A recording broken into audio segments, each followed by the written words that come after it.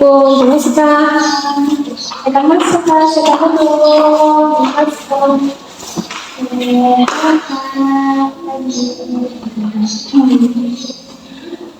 Boleh tahu nama kakak siapa? Perkenalkan nama saya Tika. Kita lagi perkenalkan juga nama saya Indonesia, biasa dipanggilnya Yuna. Dan senangnya dari kakak mungkin mau panggil saya kakak atau ibu, senangnya dari kakak saja ya. Bagaimana nih kabarnya ketika hari ini? Alhamdulillah baik Kak. Oke, baik. Apakah sudah sarapan tadi Kak? Sudah. Alhamdulillah. Nah, jadi akhir-akhir ini kesibukannya ketika ngapain nih? Kebetulan saya kuliah Kak. Oke, kuliah semester berapa Kak? Semester 5. Oke, berarti sedang sibuk-sibuknya ya Kak dengan tugas-tugasnya itu.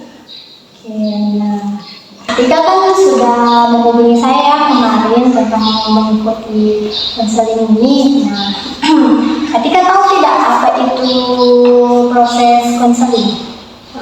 Belum Kak. Oke, belum. Baru pertama kali ya tahu. Nah, jadi saya jelaskan sedikit dulu ya apa itu konseling. Nah, konseling itu adalah proses pemberian bantuan oleh seorang konselor, yaitu saya sebagai konselor kakak dan kakak sebagai konselor saya. Nah, yang dimana nanti ketika di sini menceritakan semua permasalahannya, dan di sini dimana kami akan membantu Katika dalam menyelesaikan permasalahannya secara mandiri. Nah, terus di sini juga kami memakai 3 asas. Asas yang pertama itu asas kesukarelaan, yang dimana Katika datang kemari secara sukarela tanpa ada dorongan dari orang lain. Jadi saya mau tanya nih sama Katika datang kemari secara sukarela Atas kemauan sendiri Kak. Oke, atas kemauan sendiri. Nah, jadi yang kedua itu asas kerahasiaan, yang dimana Katika menceritakan permasalahan di sini dan hanya kita berdua yang tahu nantinya ya. Cukup sampai di sini. Jadi yang terakhir itu asas keterbukaan, di mana nanti Katika menceritakan semua permasalahannya di sini secara terbuka tanpa ada yang ditutupi. Oke, apakah Katika sudah paham? Paham Kak. Oke, di sini dulu kami menyepakati waktu, yaitu waktunya itu 45 menit. Apakah cukup Kak? Cukup. Oke, cukup. Nah, sebelum kita masuk proses sesi konseling ini, kakak boleh menyamankan posisi duduknya atau senyaman mungkin. Oke. Nah, atau boleh tempat duduk yang dikasih maju? Boleh. Oke, nah kita mulai ya. Masuk di sesi konselingnya Kak. Oke, jadi nah kalau boleh tahu nih permasalahan yang Katika alami akhir-akhir ini nih, apa nih? Saya beberapa hari ini menurut saya sih kayaknya kayak toksik Kak. Oke, toksik dari pertemanan Kak atau yang lain? Dari pertemanan. Oke, nah boleh Kakak ceritakan lebih ringkasnya lagi, lebih jelas toksik yang seperti apa Kak? Di sini Kak saya kayak merasa kalau saya tuh direndahkan. Saya juga di sini kayak saya rasa saya di sini kayak dimanfaatkan dan kayak tidak sesuai dengan menurutnya doang Kak. Kayak dalam katanya berteman, tapi ternyata menurut saya ini kayak dimanfaatkan, direndahkan. Terus juga menurut saya kayaknya ini pertemanan selama saya berteman ini kan masuk baru ini pertemananku Kak buruk. Oke, buruk. Nah, buruknya ini dalam faktor apa nih kalau boleh tahu Kak? Buruk yang saya maksud ini kan maksudnya kayak saya diajak untuk melakukan yang seharusnya dia dilakukan gitu kan. Oke, berarti diajak yang tahu yang buruk, sifat-sifat buruk begitu. Oke, jadi yang dialami Katika ini yaitu toxic pertemanan ya. Nah, jadi secara ilmiah itu sebagai toxic friendship. Nah, toxic friendship ini adalah hubungan pertemanan yang membuat seseorang merasa tidak didukung, selalu disalahkan, direndahkan, atau bahkan diserang secara hal-hal buruk, diajak ya seperti hal-hal buruk yang dialami Katika sekarang ini. Saya ceritakan secara detailnya Kak. Jadi itu Kak, saya tuh punya teman, itu ada 5 orang. Cewek itu ada 3 orang, sisanya laki-laki. Terus kami itu sering ke bawah. Itu masih awal-awal pertemanan itu bagus Kak. Menurutku kayaknya mereka mengerti deh dan pasanganku atau apa kan. Tapi pas lama-lama kesini mereka sudah melihatkan sisi karakternya mereka Kak. Jadi ada yang toksik sekali, ada yang sampai mungkin dia bahasanya itu mungkin sudah bahasa kasar terus tiap hari. Terus itu Kak juga kan namanya orang bilang kalau berteman berarti semuanya harus kita ikuti apa yang kita lakukan.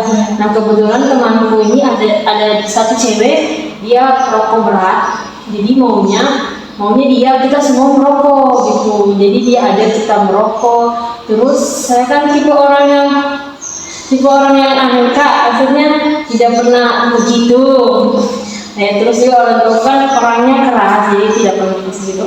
Dia suruh begitu, jadi saya pribadi sama tertekan karena soalnya kalau memang ini teman, kalau posisinya kalau di sini teman dia lebih mengerti kita, mungkin dia seharusnya tidak akan mengajak kita melakukan yang itu di situ Kak. Jadi dia menyuruh saya merokok, dia suruh saya kalau kita kumpul itu sampai jam 12 malam. Nah sedangkan saya batas keluar malam itu kalau di restoran itu biasa jam 9. Nah, terus kira-kira sudah berapa lama nih ketika dari berteman itu? Belum lama juga sih Kak, sekitar kan sekarang kan saya semester 5 Kak. Itu awal pertemanan itu semester 1. Oke, semester 1 ya, berarti sudah 2 tahun ya atau 2 tahun setengah ya Kak? Oke, sudah cukup lama ya Kak berarti. Nah, dari teman-teman yang kakak kira itu toksik, nah itu menurut kakak itu kakak nyaman tidak berhubungan dengan mereka? Untuk awalnya sih pertama nyaman Kak, cuma pas makin kesini tuh saya merasa tidak nyaman, merasa tertekan, mau keluar dari zona ini, tapi di sisi lain saya tipe orang yang bergantungan pada orang lain karena menurutku cuma mereka dan temanku di kampus. Jadi kalau di saat tiba-tiba cut off itu rasanya kayak lain gitu dan soalnya ini sudah semester 5, coba mungkin kalau saya cut off dari semester 2 atau 3 mungkin saya masih bisa ada peluang untuk mencari teman lagi, tapi untuk sekarang kayaknya tidak ada nih Kak. Oke, berarti ketika ini tidak bisa sendiri ya Kak. Nah, terus dari situ tanggapan dari mereka nih, mungkin ada usaha Kak kita untuk tanya ke mereka, mungkin menolak apa yang dalam ajak tapi ketika tidak mau, ada? Ada sih Kak, saya sempat kapan itu waktu itu mereka tuh teman saya yang cewek yang menyodorkan rokok. Saya bilang, saya tidak, soalnya saya bukan orang begitu. Kalau kamu mau saya tidak ikut. Dia bilang, kamu ini berarti tidak solidaritas. Jadi saya bilang, kenapa harus bilang solidaritas? Kenapa harus begitu maksudku kan? Orang bilang, terus teman tiga. Jadi saya kayak, kalau bilang sudah begitu, saya harus apa dan sempat saya tegur, sudah ada upaya. Saya bilang, kamu merasa seolah-olah kamu broken heart, tapi kalau kamu merasa begitu, orang begitu, menurutku sama saja dan kamu sendiri yang cari masalah. Saya menasihati mereka, tapi tidak ada tanggapan dari mereka. Oke, berarti tidak tanggapan. Jadi selama ini kita tetap menjalankan itu, tetap baku teman dengan mereka atau mulai dikurangi? Kalau saya sendiri kan masih, kan tadi saya bilang kan dari awal kan, soalnya saya orangnya bergantungan sama mereka, jadi saya kalau untuk sekarang masih bawa, tapi tidak yang bawa kayak dulu sampai singgah-singgah di rumahnya, tinggi di base camp. Oke, berarti selama ini ketika karena faktor selalu bergantung, jadi ketika tidak bisa meninggalkan nih teman-teman ketika. Nah, terus dari situ kan ini di bagian ceweknya, terus di bagian cowoknya ini tidak ada apa lagi mungkin, atau mungkin mereka sama terus mengajak ketika yang hal-hal yang buruk. Kalau untuk cowoknya ada sih kakek bilang Iya, jangan dipaksa kalau nanti orang tidak mau. Tapi di sisi lain temanku cowok itu kayak bilang, coba tes, atau kau nagih, atau kau mau, tahu di saat kau stres, kalau masalah kan kau bisa sampai ke situ. Ada yang mendukung, ada yang tidak mendukung. Karena dibilang kok cewek tidak boleh. Mungkin kalau temannya aku yang perempuan satu, mungkin orang sudah maklumi karena latar belakangnya memang keluarganya mereka memang broken home. Oh, berarti dengan broken home itu dia menyalurkan semua di perbuatan itu. Terus kira-kira dari kejadian pas di situ itu kak, itu hanya sekitar dari ditahu temannya kakak saja atau yang lain sudah? Kayak ditahu mungkin dengan orang tua. Kalau saya sih pribadi, untuk orang tua saya tidak kasih tahu ke orang tua kalau saya punya teman itu. Soalnya kalau saya kasih tahu, takutnya nanti orang tua aku yang suruh menjauh. Nah, di sini saya butuh mereka begitu. Nah, jadi dampak dari pertemanan toksik yang Kak Tika alami ini apa nih kak? Mungkin ada? Mungkin dampaknya saya nggak tahu ya kak kalau ini termasuk dampak. Ini nggak mungkin karena saya sudah bergaul dengan mereka, saya jadi terikut-ikut dengan orang punya bahasa. Jadi saya dulu ketemu dengan temanku yang baik-baik, dan nanti kenapa kau punya bahasa seperti begini? Jadi menurut saya itu dampakku dampaknya saya berteman dengan mereka, bukan menyalahkan mereka kak. Cuma ya gitu kak. Itu dampak bagi ketika itu baru kali ini ya.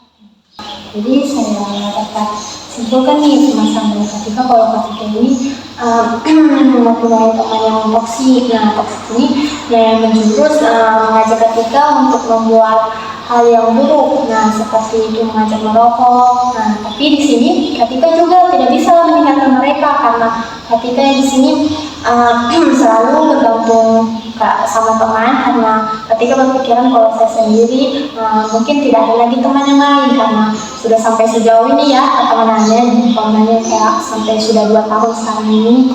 Nah, kira-kira ada tidak upaya dari ketika untuk dari pertemanan toksiknya ketika ini selama ini? Kalau upaya ini, solusi ini rencananya kalau saya mau melakukan sekarang sih kan, soalnya belum sampai juga kemarin. Ini kan sudah semester 6, mungkin lagi sibuk-sibuk kerja tugas. Jadi mungkin dari situ saya bisa jadikan alasan untuk menjauh dari mereka. Berarti dengan membuat kesibukan ya kak. Nah, jadi bagaimana nih perasaan ketika setelah melakukan sesi konseling ini? Alhamdulillah kak, saya merasa lega soalnya selama ini belum pernah saya ceritakan ke orang lain, tapi nanti jadi masalah kalau saya cerita ke orang lain. Jadi mending saya cerita sama kebetulan saya dapat nomornya kakak, terus bawa kakak konselor, jadi saya ingin menceritakan ke kakak. Saya ingin berterima kasih kepada kakak karena sudah mau mendengarkan cerita saya, walaupun sebenarnya cerita yang menurutku tidak terlalu penting, tapi terima kasih kakak. Nah, terima kasih kembali juga kak karena telah mempercayakan saya sebagai konselor kakak pada kali ini. Nah, semoga solusi dari yang kita bahas tadi lebih cepat selesai dari permasalahan yang kita jalani. Nah, tetap semangat ya kak dalam menjalani kuliahnya. Semoga diberikan kelancaran dan kemudahan dalam proses perkuliahan nanti sampai lulus. Mengingat waktunya juga sudah cukup, nah saya akhiri proses sesi konseling kita hari ini. Nah, kalau nanti ketika mengalami permasalahan, ketika bisa menghubungi saya lagi ya kak. Terima kasih kak. Terima kasih kak. Nah, itu sudah yang dikatakan ketika tadi, walaupun itu masih rasanya itu menurut saya sudah efektif. Nah, di sini juga saya mau memiliki tips nih. Nah, apakah kakak mau menerimanya? Boleh kak.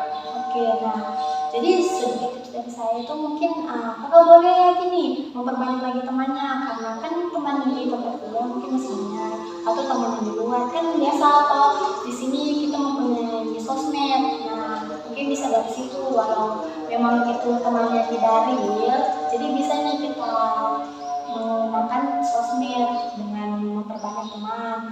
Walau hanya ketika itu pemikirannya bergantung sama orang lain. Jadi bisa nih kakak ubah juga pemikirannya ketika selalu bergantung sama teman. Kakak bisa lebih membuka lagi pikirannya, menanamkan sikap positif pikirannya supaya lebih memikir kalau teman itu jangan menyudutkan. Kok itu?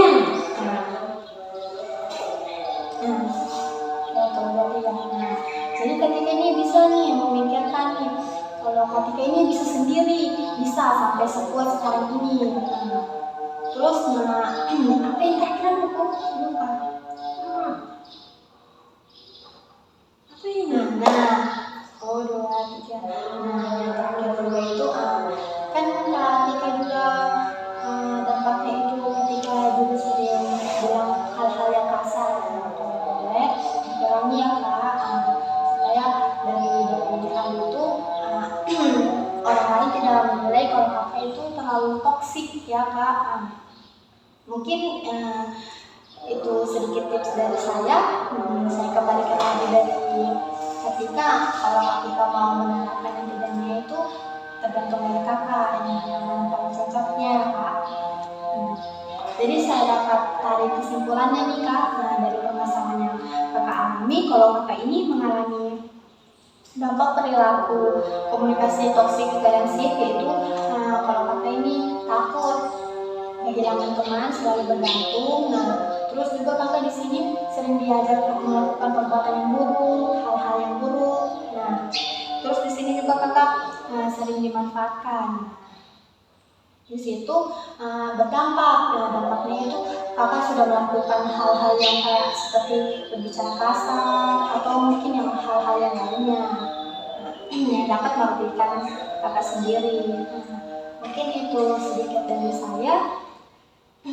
Apakah masih ada yang kakak tanyakan atau yang ingin sampaikan? Oke, sudah. Berhubung juga waktunya habis, bagaimana nih rasanya